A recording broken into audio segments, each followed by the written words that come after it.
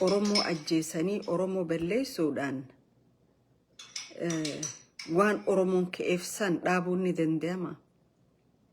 Gaafiin Oromoodhaa onnee Oromoo keessa jirti. Yeroon haa gabaabbatu haa dheeraatu galma isaanii gayaa jechuudha guyyaa tokko. Maaliif biyyoota addunyaa kana keessatti impaayirri jajjaboon gaafa turan nu kufnaa jedhanii takkaan yaanne. Garuu cufti isaanii kufan. Soviet Union sagaltamoota keessa, 80moota keessa aga early 90s biyya takka turte. Soviet guddoo turte jechuudha. Garuu miidhaan hacuuccaan Soviet dur takka turte tan arra meeqa godhe. So ka biyya tanaatis guyyaadha eeggata malee haruma san deema. Sababni isaa dhiini namaa kun sababa malee ganne qabu. Dhiini namaa kun ka Oromoo tokkoon suukanneessuudhaaf yookaan Oromoon akka ifin taane akka nama biraato tahee jiraatu godhuudhaan Oromoon Oromummaa isaa akka jibbu godhuun yookaan Oromoon gaafii saasan afaan qawwee sodaate akka dhiisu godhuudhaaf ajjechaan suukanneessaan Oromiyaa keessa deemu jiru kun gaafii Oromoo dhaabuu hin danda'u jechuudha. Gaafa Haile Sillaaseetis Kamililik seenaadha. Dhumaatii Oromoo seenaa irrattis namoonni beeka. Gaafa Haile Sillaaseet akkasumatti Oromoo julmaadhaan rashanaa fixaabee sirni isaan gaafa dargiitis kafiroonni keenya keessa jiranis hedduutu rashanamee achi buuteen dhabamee ilaa guyyaa irra bakka jiru nagarree gaafa abboottiin Abiyyi Ahmad biyya bulchaa turanis Ihaadik akkasuma ture jechuudha Oromoon arraas sanuma Oromoon sirna san keessatti hafuura baafachuu hin danda'u. Biitti Oromiyaa biitti Itoophiyaa tusan haga jirtutti haga ummanni Oromoo hireessaa ifii hin murteeffannetti duuti Oromoo itti fufti jechuudha. Ummata tokko afaan qawweetiin jilbeeffachiiftee haga dhumaa bulchuu hin dandeessu jechuudha. Maaliif yeroo isaa eeggatee wanni beqequni beqeqaa jechuudha. So ummanni Oromoodhaa ajjeechaa kana saayilantili deemu jirtu tana ustaanii ilaalinaa nu cufti Oromoodha. Nu cufti boru maatii keenya irra gaha. Arra nu range'u seenaa miti. Fakkeenya tokko Taayyee Danda'a bara warra kanaaf harka dhawaa ture. Hagam takka kana marra bobbaa ture. Hagam takka kana marrabsaa ture ni beektan. Hagam takka qabsoo Oromootiif qabsaa'ota Oromoo qaballeessaa ture. Sirna kana maxxanuudhaaf je'ee garuu dhumti isaa mana hidhaatti. Sirni Habashaa hanga fedhe Oromoon isa faarsu Oromoodhaaf galatan qabu. Hidhaa fi ajjeechaadha qabaa jechuudha Oromoodhaaf. Amma Taayyeen waan Mustafa Abdi Ilee godhee waan godhen qabu. Waan shiftoonni, shoovinistoonni warra Amaaraa kun godhanii ol waan godhen qabu. Garuu jechi inni barreesse san gatii namicha maraataa mataa dhukkubseef ol darbee jechuudha. Oromoon haga fedhe yoo sirna Habashaa kana faarse haga fedhe yoo lafatee akka isfaaltiitti narra deemaa yookaan reed kaarpeetiif godhee lafa afamee narra deemaa jeenu dhumti isaa mana hidhaa yookaan du'aa jechuudha.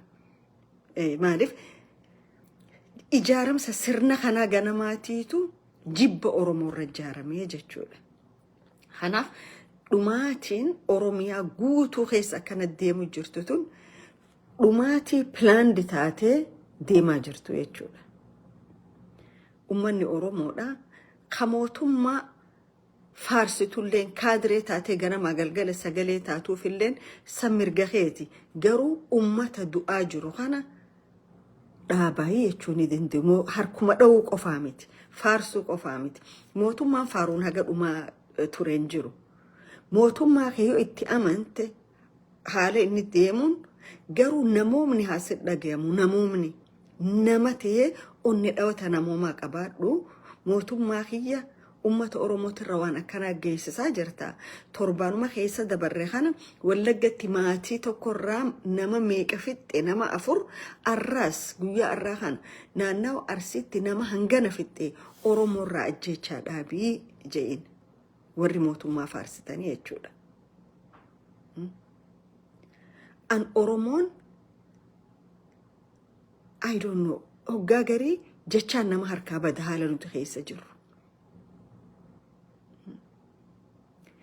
divided in rule sirni habashaa dur oromoo godhaa ture caala har'a godhu kan jiru kanaatu irra hamaadha.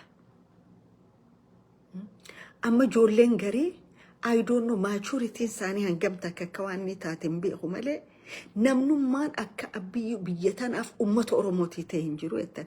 Namnummaan akka abbii lafa Oromoo gurguree ummata Oromoo fixe hin jiru jettan irra walii galla kana. Arra lafti Oromoo akka jirtu gurguramaa jirti. Biyyoota hedduudhaaf. Okay. So Oromoo sagalee walii ta'a. Walii dhaabbadha. Waliifis dhaabbadha. ittiin deebi'a kaan. Abbaan kiyya Rabbi rahmataa godhuu fi maal ja'a hara ajandaa oowwaa amma deemu jiru tokko waan akkana ugaa dubbachuullee hin jaaladhu keessallee seenuu hin fedhu. Garuu waan godhuu dhiisan qaban dhiisanii waan biraatti hoggaa seenan nama ajaa'ibsiisa. Fardii dhiisanii sunnatti hoggaa seenan jechuudha. Waan amma deemu jiru current issue dhiisanii waan seensi hin qabnetti hoggaa seenan nama ajaa'ibsiisaa jechuudha. Abbaa kiyyaatu dur Rabbi rahmataa godhuu fi jimaan sitti baalaa natti dalluu gaalaa jedha. Sitti baaleettee ilaalta. Garuu anaaf dalluu gaalaatii jedha. Warroonni amma ajandaa jimaa godhanii yookaan jimaan haraami jedhan kun tokko fardi walii himna gaamma. Abboottaan amantaa ta odoo biittisii biyya ollaatiin hatamaa jiru naannaan laftisaa saamamaa jirtu odoo dhiinni lammiisaa ganneqamaa jiru dhiiga kana dhaabuuf falan barbaanne odoo laftisaa hatamaa guuramaa jirtu kanarra dubbachuudhaaf yaadan qabni yookaan hin marihanne an tokko abbaa amantaati je'een fudhadhu dhiifa manaa godhaa. Fakkeenya lafa baalee haalaallu. Lafa baalee bakka 5 tinkaaya. Aanaa gurra dhaamolee Soomaaliif kannamee jira Ogaadeeniif. Gurra Qarsaa Ogaadeeniif kannamee jira. Magaalaa Shaakkisoo Soomaaliif kannamee jira. Laga Qilleensaa Soomaaliif kannamee jira. Laga Hiddaa Aanaadha Soomaaliif kannamee jira. Hara kolkoloo Soomaaliif kannamee jira. Sheekottiin arra jimaan haraamiettu lafa sii tanarraa maaliif hin dubbanne? Lafa isii tana ta'a lagaan saamu jirtu irraa maan dubbanne? Namni nama isaa ka du'eef hin dubbanne, lafa isaatiif hin dubbanne ulaagaa namummaa ni qaba. Ulaagaa namummaa ni qaba. Rabbiin haqa keessan irra du'aa ja'a. Maatii keessan irra du'aa ja'a. Dhugaa keessaniif dhaabbadhaa ja'a. Garuu isin dhugaa ummataatiifis dhaabbachaa jirtan, daangaa ummataafis dhaabbachaa jirtan. Okay? Arra sheekottuma akka keessaniitiitu magaalaa Dirree Dhawaa keessaa lafa Gadabuursi nurraa fudhate hidhadhaa bakka jirtanii biyya teessan difeendi godhaa ijaan. Eessa dhayxe onneen sheekottii kaleessan? Eessa dhayxe dhugaan sheekottiin kalee dubbattu san? Eessa dhayxe dhugaan hayyoonni kalee dubbatu san? Okay? Tanaaf jimaan abba qabaa, abbaan jimaan haraamiettu ganda ati keessa dhalatte lammii ati irraa dhalatteetu ganda sii keessa bakka itti dhalatte aanoota itti dhalatterraa arihamee gabbahamee bineensaan nyaadhamaa jira. Dura silaa dalagaan teessanii jechuudha. Namni lafa isaa tasaamamu jirtu irraan dubbanne mooraalii itti jimaan haraami jiru qabu jechuudha. Okay.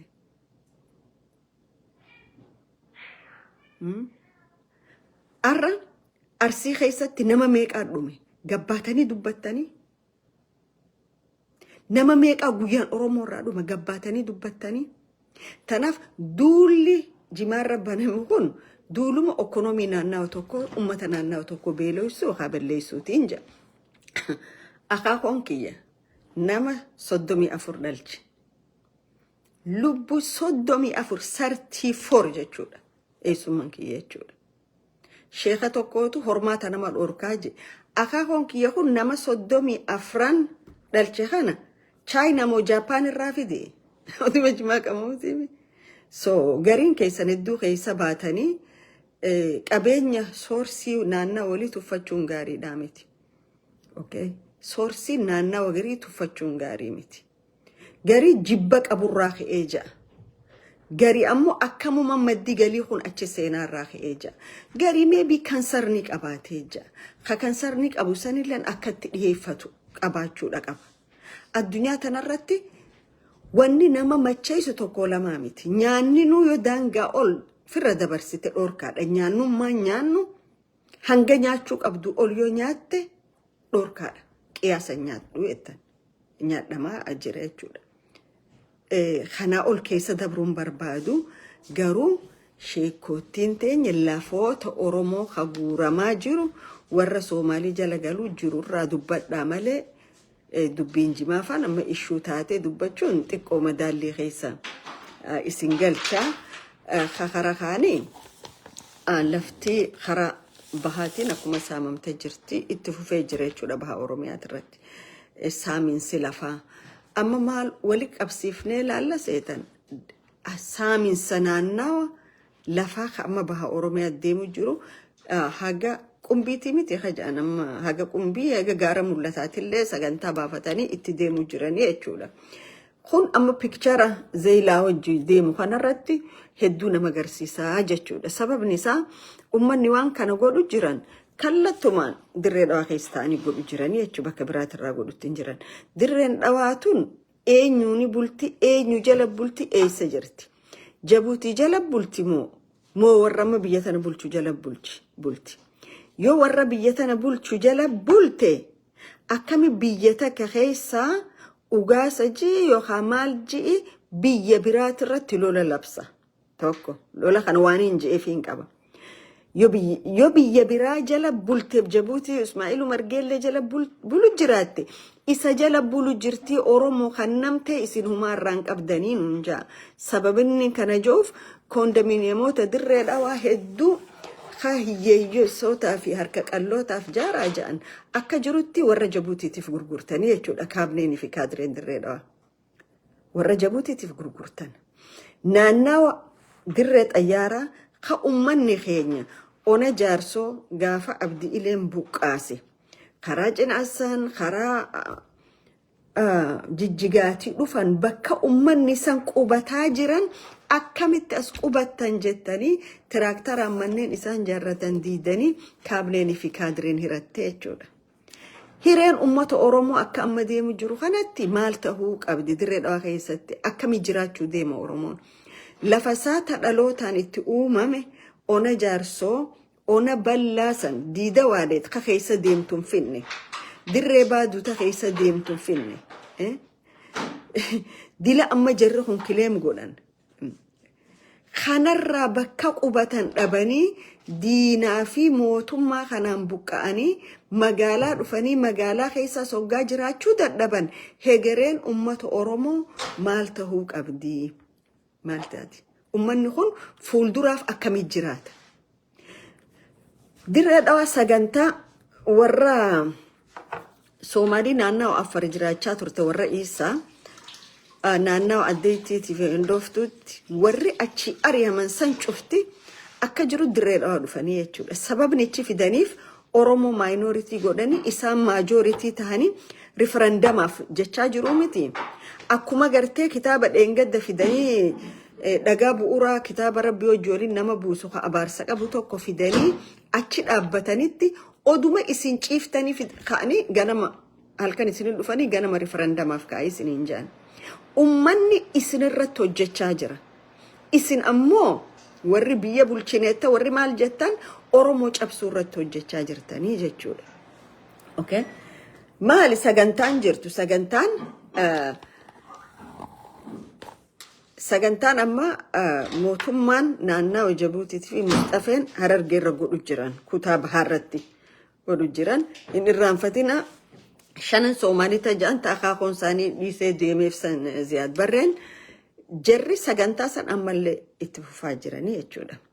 Maaliif zeelaa amma naannawaa Soomaalii kana wanni guddoon tokko ka gaafataniif زي لقاتنا فلقتني جبوتي في هواشي جت أوغاديني ولبنتني سومالي تكا قدو قدودا نوتي هم نقاف أفريكا تانا قاف جاني دادتني أقرر هواشي جت لفا سوماليتي أما قا تقول بهاني سهواشي الرا خرا هداما خانو قول بهاني ديوتا نوان براتي نما ججان سو جرقون إلى هاقا على خانتي نموتا وروتا على ما بي صوبا غرسيساني بيتتم بركانا خينيا ترتمال جاني صدركا إساني الديمو جيراني أغرتاني يجودا سولو اللي قدان أما إساني في قدبورسي جدو رفي قدبورسي أكما أورمو لفرا فؤتاني لفما جالا نجيبينو بكني شنم بالي هون أركساني جالا جرا توقع إنو ما مقالان تكا مقالا دايما بيكم تجان بالي خيستي مقالا مكني إسي شفتي دايمي راروبو جان مقالو تأكنا فؤتاني أما اللي أبدين ساني خانا جالا دايمني فؤتاني أكما أورمو رالا فؤتاني خانتي ورا قدبورسي خانا سلا فرا فؤتاني قدبورسو ما خاناو إيسوم سنا خجو مالي فين كان جي نانوا أنا جارسو خان خيستي غوسا ساني هاga أبا خودان مالي بريساني أورومو رهيرنجة چودا أماني خون جرات چودا قبامتي يو أتي غوسا تانا لكاوتي أن سومالي دنجن لفتيت الرا بقاتا وخاسي أجيفنا جانين نمني جرات چو جي غوداية چودا أوكي سو خاناتو ديمو جرو لفا أورومو تيفي أورومو ولين فلتين أورومو سومالي سني لف أوروميا رف أوروميا سوماليا قلوا يجون خون أمو خديمون بريزيدانتي نانا وكللي شاني خميليشيا لينجسو جرو أورومو رتي مصطفى أكجر جونا إفي إسماعيل مرجيلتي يجون أما جا نمني مقالا شني ليتها بيو أولا سوفرنيتي متاسيك أبدو لفا قدبورسي بورا مارتي يوخا زي لعرتي لولا لبسخون أنين تون إيسا رفتي أنين اتبيو أولار لولا لبسان because هان أورتين مقالة درين أواخيستين كان أقول أجراجان أورومون قارو الريوخ درين أواخيستي درين أوات أوروموتي جي يوخاني فنفما يوخا متاخيست أومي أجيفما يجودا وغانجرو كان أغريسي يجودا سبب نسا bulchitoonni dirree dhawaa yookaan chegodhu dandeessan eenyu kataan maalakataanii jechuudha. Fayyabareed haala araddaa tokko maallaqa laastikaan itti fidan lafani farramaaf kondominiyeemii farramaaf ifiifis dirree dhawaatti hektaara hanga fedhe fudhata maatiinsaa as fidate ollaakin jira ilmaansaa achitti irraa waa ta'u hin jiru jaartiinsaa achitti irraa waa ta'u hin jirtu jechuudha. Kana keessatti kasafar godhu eenyu ilmaan Oromooti. Hegeree Oromooti. Hegeree dhalootaati. Biiti dhaalmaya. An amma gaafa namni addunyaa tanarra turu hin jiru ilmi namaa ni deema. Gaafa dhukkubsattu yookaan tarabbiisi dhuftu wasiyyaa itti waan himattuutu qabdaa jechuudha wasiyyaa. Wasiyyaan ani himadhu maali? Waaniin qabu kana ilmaan kiyya afuraniif walqixannaa addaa fuudhaa jeetiin himadha jechuudha. Lafti tunis abbaan kee lafa tana wanni irra jiraateef gaafa tarabbii dhufti si dhaalchisaa jechuudha dhaalmee. Okay. An intala baadiyyaati. Akaakileen kiyya lafa ilmaan saaniiti kannaati as dhufanii jechuudha. Lafa jechuun agartuu ija fi jechuudha. Arra silaa gaafa ona jaarsootirraa dilli Oromoo miliyoon 2 oli sharagamu san ona jaarsoo keessaa akkasi buqqa'u dhaabbannee fi arra silaa sadarkaa kanarra hin jirru kara deemaan cufti nu tuffatee ummata keenya akka fedhen godhuu jechuudha. Kagaraa nama nyaatu ummanni ona jaarsootirraa buqqee san ummanni ona jaarsootirraa buqqee gaafa achi buqqa'anii naannawa jiddu galaa dhufan hadaamatti illee manni irra diigame jechuudha. Karaa laga xaafootti deessa fardallaat. Ummanni baha biiftuudha ummata kanaan madaalamu miti jechuudha. Namni tokko sabni tokko gaafa rakkoon adda addaa irra geessa bakka adda addaa ni baqata. Bara Minilik keessa Oromoonni tuulamaa baay'inaan dhufan Harargee garuu akka biyya isaanii lafa qonnaa kan nameefi maalti akka isaan itti jiraatan dhalattoota naannoo saniitti ol yoo jiraatan malee sanii gadi itti hin jiraanne jechuudha. Ummata duwida bal'aa qabu jechuudha. Ummata ifi agabeessi nyaachisu. Ummata ifi dheebooteessi obaasu. Ummata lafa isaa qotatu walqixatti si addaa fuudhuutu arra naannoo sandaqee bakka gacciisu dhabee jechuudha. Haga faannoon dhuftee ibiddaan affeeltu takka jechuudha. Kun cufti seenaadha. Amma hoggaa garii warri Amaaraa kun Amaara miliyoon 10 Oromiyaa Harargee keessa jira jedhan miliyoon 10. Amaarri miliyoon 3 ta'u Harargee keessa jiru. Akka jirutti majority of them dhalattoota Tuulamaati. Naannawaa Oromiyaa yoo dhuftu, naannawaa Kombolchaa, naannawaa Dadar, naannawaa Gaara Mul'ataa, naannawaa Calanqoo dhayte. Ijoollee Tuulamaatiitu. Gatii amantii Ortodoksii san qaban qofaaf Amaarri kiyya jee kileem godhataa jechuudha.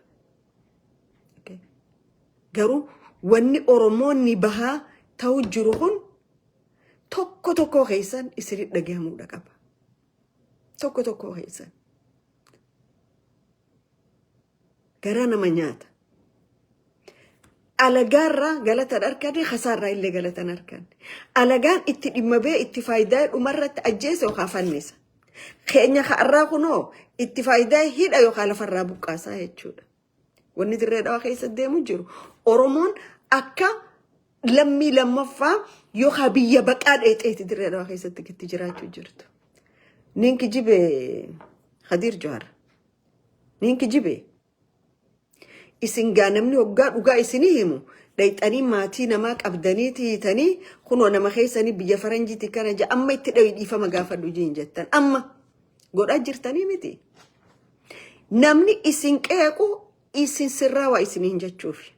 Garuu akka sirrooytan keessan jirtan maaliif korraapshina mataan itti gasseentanii waan jirtaniif dhiini Oromoo bishaan lagayaa waan isiniif fakkaatuuf karaa ittiif boodarraa deebitanii qabdanii jechuudha.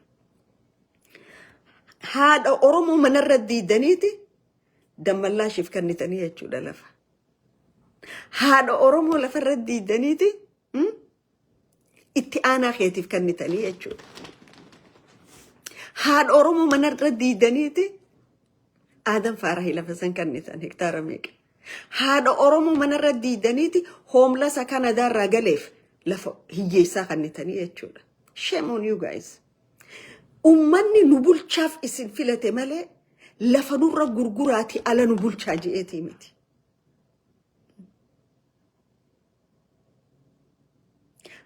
Amma isin hogganeef hin jettanii ulaagaa hogganummaa guutu.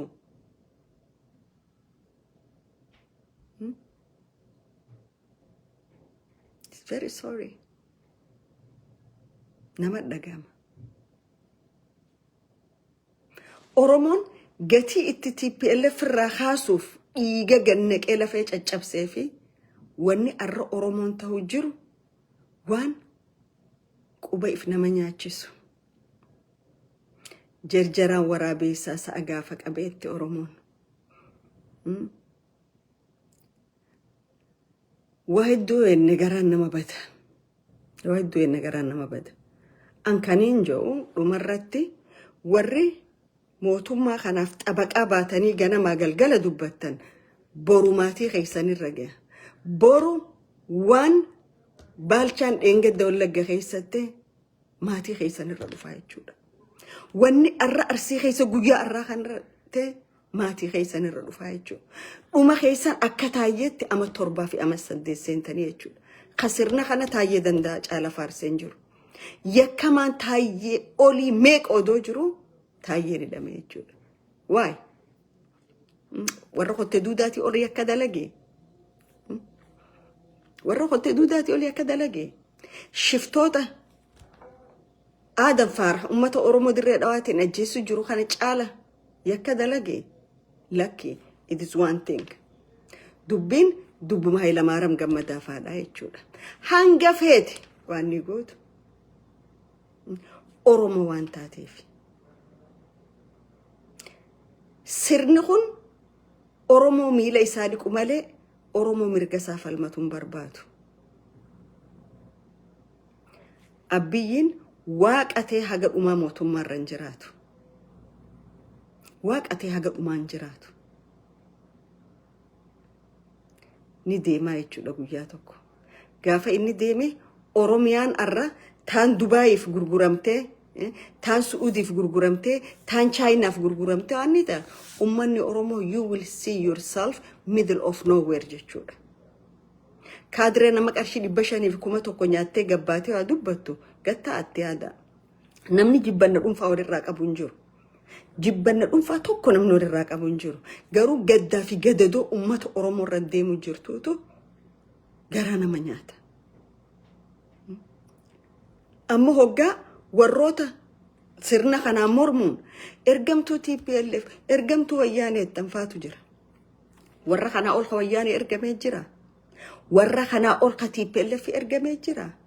Maa waan dabre yaadanne.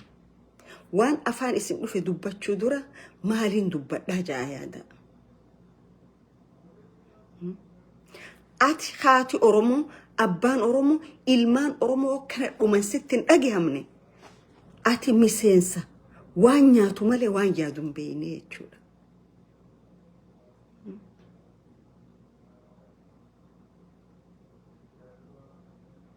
Anyways, waa hedduu dubbachuun mataa nama dhukkubsiti. Ammallee kaniin jedhu warri nuti ilmaan waaqoo guutuuti, ilmaan gootaati, nuti ilmaan jaarraa abbaa gadaati, ilmaan gootaati jettan. Isaanii goota malee isin gootaa miti. Isaan goota. Waan yeroo isaanii godhuu qaban hojjetan. Dabran.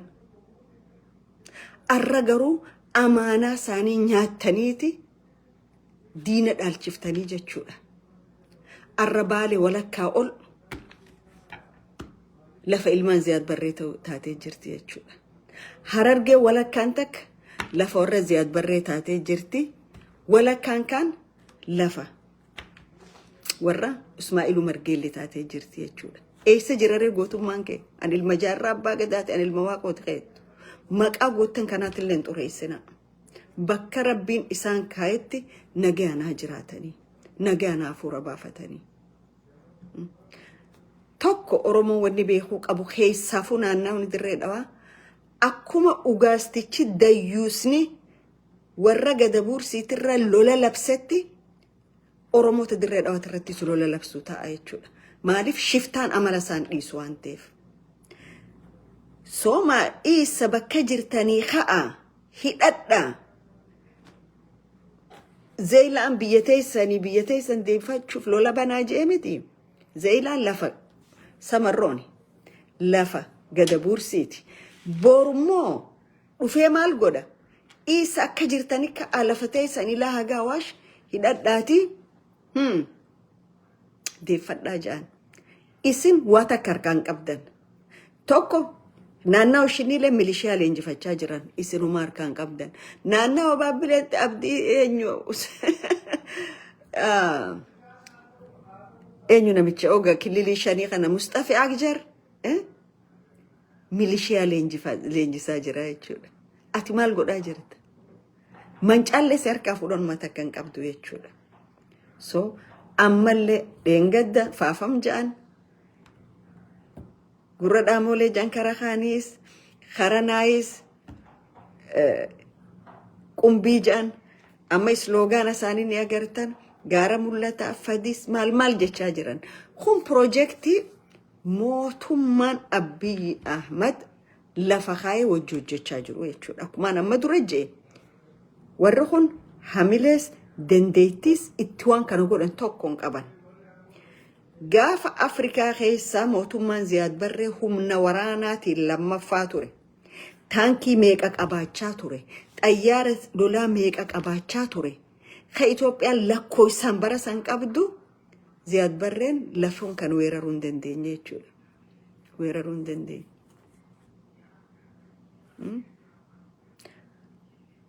Arra خچچبانی akka daaraa bukhootti gargar facanii biyya isaanii guddoo diiganii sadarkaa kanaan ifgaan lafa Oromiyaa humnaan qabanne hoggaa jaan gabbaanii nama saalfachiisa. Tanaaf lafti isin humnaan qabattan hin jiru.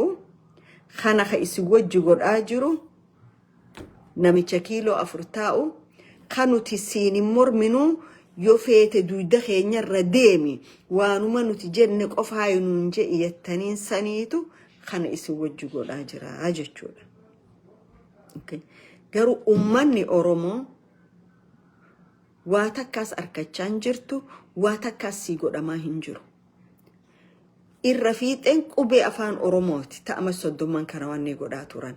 Arra qubee afaan Oromootirra qubee afaan Chaayinaatiitu haa baratamuu je irra leellifatamaa jira jechuudha. Maaliif ministeera barumsaa kafarra Oromoo ka Oromoo dhageettii fi arkaan feene ka qabsottu waaniin seene Oromoo dura dhaabbachuu fi gaafaan mana hidhaa seene Oromoon ama 16 fi ama 70 yaanni isaanii akka tokko kana qabsoon nanaqe je Oromoo foobiyaa ka qabu qubee foobiyaa ka qabu arrasaniitu ministeera barumsaati jechuudha. Oromoon gaafni ati duute gaafa namichi kun ministeera barumsaa siite jechuudha. An sabni biyya san keessa jiru ka ilaalcha gaarii qabu saba tokkoof kabajaa qabu walqixa ummata tokko tiriit godhu angoo biyya sanii qabachuu hin qabu miti. Garuu namni jibbanna Oromootiin bokoke akka ammallee Oromoon akkuma ekonomiidhaan if booda deebisuu sagantaa kaayyatanitti Oromoo barumsaan if booda deebisuu ka jedhu sagantaan bara Haile Sillaasee arra Biraaruu Raggaatiin ragga'amaa jira jechuudha. Afaan Oromoo maaliif afaan Chaayinaa akka biyyoolessaa baratamu jedhame. Afaan Oromoo saniifu prioritiin hin kennamne maaltu fide jechuudha. Because biyya san walakkaa ol Chaayinaa waan bitatteef jecha. Okay? Kana jechuudha. Garuu dhiini ilmaan Oromoo, dhiini qaroo fi qarree Oromoo gaafii mirga abbaa biyyummaatiif bahe arra sirna badaa sirna Oromoo arkaan barbaanne sirna faashishtii ka gubbaan Oromoo fakkaatu keessan diina Oromoo ta'e harka bu'ee jechuudha. Kanaas ka if godhe Oromoodha. Kanaas ka godhe hayyoota Oromooti. Kanaas ka godhe aktivistoota Oromooti. Warra ni nyaanne je'ee fiigee nyaadhame jechuudha.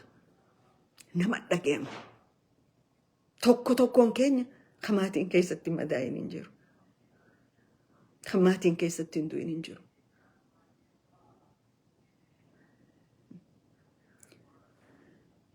Aanan ganna qame hambada qabatanii jedhan. Ammallee alert. Sheekottiin gabbaatanii waazii jimaanu raggootan.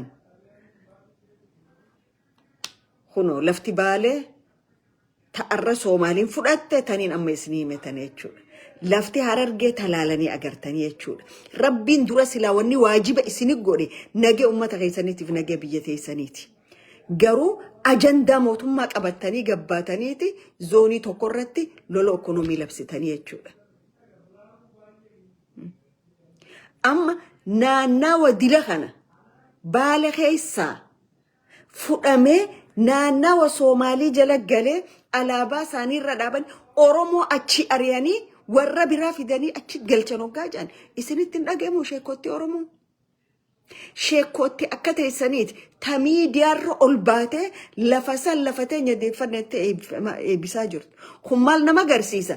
Gatii mootummaan waan kan harka keessaa qabuuf sheekottiin takka gabbaateen dubbattu jechuudha. Zim hin agarre hin dhageenyedha.